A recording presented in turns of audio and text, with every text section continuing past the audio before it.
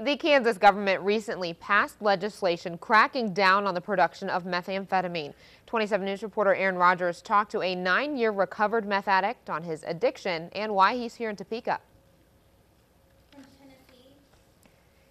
And we'll get that story to you in just a moment. From Tennessee to Kansas, David Parnell is here to show the widespread and universal effects of meth.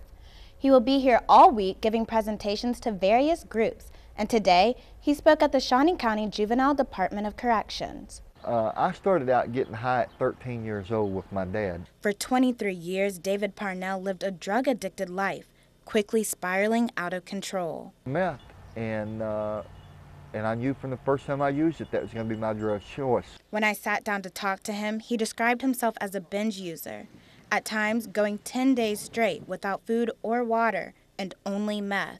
Until one day, he decided to end the misery. I thought my wife and kids would be better off if I was dead, and I took an SKS assault rifle and stuck it under my chin right here and pulled the trigger, and the bullet went in here and it come out up here between my eyes, breaking every bone in my face except my left eye socket.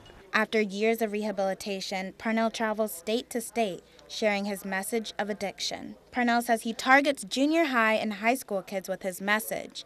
Chuck Wilson met Parnell at a conference and brought him to Topeka to share his story. To get those young people, involved and to warn them not to go where David's been. Parnell's campaign is called Facing the Dragon. Timothy Sanders, a retired combat veteran who got into drugs after coming back from Iraq, says he truly believes in the message Parnell sends. What I connected to and what I thought was so profound was how meth just takes a hold of you, and you become a whole different, you're like the hawk, like a whole different beast. Parnell says he feels like his life has a purpose now, and through his presentations, he has touched countless lives.